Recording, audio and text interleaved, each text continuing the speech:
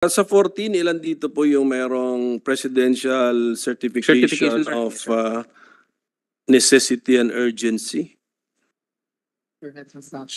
Sir, yung internet transaction, sir, yung PPP, sir, yung agri, ano, sir, yung agri smuggling act, sir. This is we already requested for the certification, sir. Itong PNP reorganization, sir, kasama na rin po.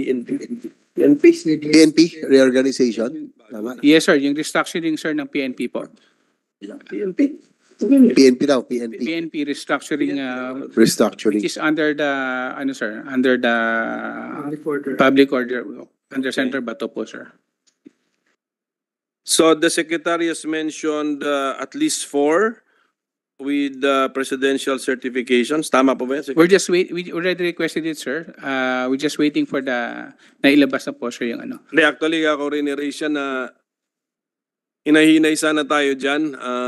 If you could also advise the executive branch, the ES and the OP, hinahinay tayo sa issuance sa presidential certification. My point is, that's a presidential power or prerogative given by the Constitution. Pero may may requirement ng Constitution eh.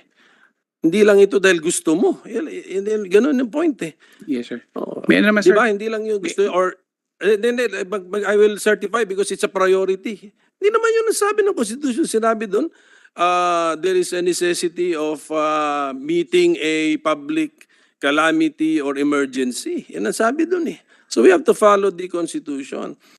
Presidente ka nga, binigyan ka nga ng power ng Constitution, pero sunod ka pa rin sa Constitution. Wala namang exempted sa Constitution eh. That's our simple argument against the overuse and abuse of presidential certification.